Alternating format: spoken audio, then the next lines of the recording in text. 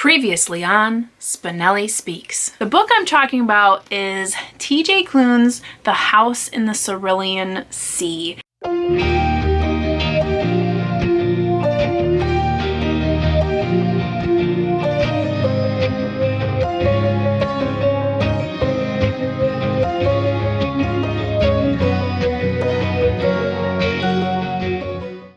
Hi everyone, Danny here. Welcome back to my channel. Today we are reviewing a brand new release this year in 2021, a nonfiction book that is, of I Want to Thank You. This is How a Year of Gratitude Can Bring Joy and Meaning in a Disconnected World by Gina Hamadey? We're gonna go with that. But I found this book at my library in the new nonfiction section, and I just really liked this cover. It's of a thank you card and envelope, and I've really been thinking a lot about gratitude and how to thank people properly, because I feel like I really suck at it.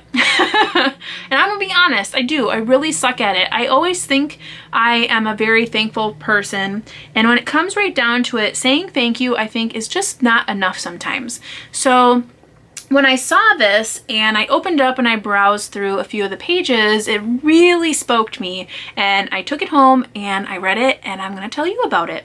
Now, if you're looking for a book to help kickstart you into a year of being thankful, this is definitely a book to look at. The way that this book is set up is to help you try to get into the habit of writing thank you cards. Now, what this author did was actually an entire year of writing thank you cards. So 365 thank you cards. And you may think to yourself, how the heck do you write 365 thank you cards? That was what I originally thought. But what's really awesome is she sets up kind of a way in which to do that without feeling overwhelmed. If you think about it, it's one thank you card a day, but who are you sending these cards to? So she sets it up into categories or themes for each month. And you can see here, like, January is for charity, and she'll talk about how you can write thank you cards to people who have been generous or to people that have provided throughout the year. So each month has its own theme.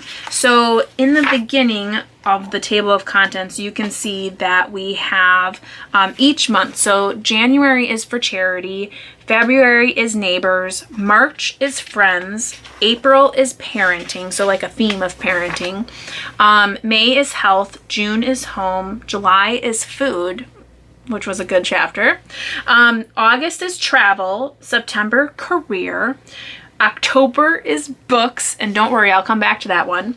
November, family, December, love. So you can see there's a few themes in there, and then through each chapter, she goes through those themes and what those mean and what you can do. And what I really liked about each chapter is it always ended with this really nice square of a recap of the chapter. So for this one, how to write remember when postcards. So this was in the month of March, which was, let's see here, March was friends. So thanking friends.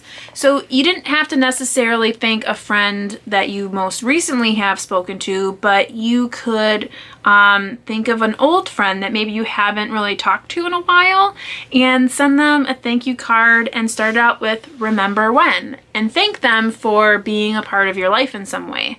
I really resonated with that. I thought that was a really great way to rekindle old relationships, or just let someone know that you're thinking about them in a way in which they might not, have expected. So here it'll say again, so it'll give you a few pointers. In this particular one, go through old photos, whether they're in online files or a shoebox. If you don't have duplicates, you can make copies, grab or print the ones that make you laugh and bring up strong feelings, and then you would send that to that friend. So I thought that was a great idea. It also, says other things about, you know, starting with the phrase, remember when, so that that friend can see, you know, what you're thinking while you're writing that card to them. The chapter that I really liked, obviously, was the October, which was the books chapter. And this was so cool to read because she was talking about writing thank you cards or like fan mail to your favorite authors or your favorite writers, whether that be a novel, graphic novel, or magazine article, but to send those because you can find addresses on websites and whatnot, but what a great way to send gratitude to some of the people that influence us the most. I thought that was really cool. And she brought up librarians, the people that really impact us the most through our local libraries, you know, sending thank you cards to them too. I really liked this book. It was really fun and I learned a lot and I took a lot away from it, and it makes me think about doing this. And I don't know when I would want to start because I would want to do it. And I love the very back. It's the final chapter, which is called Looking Back.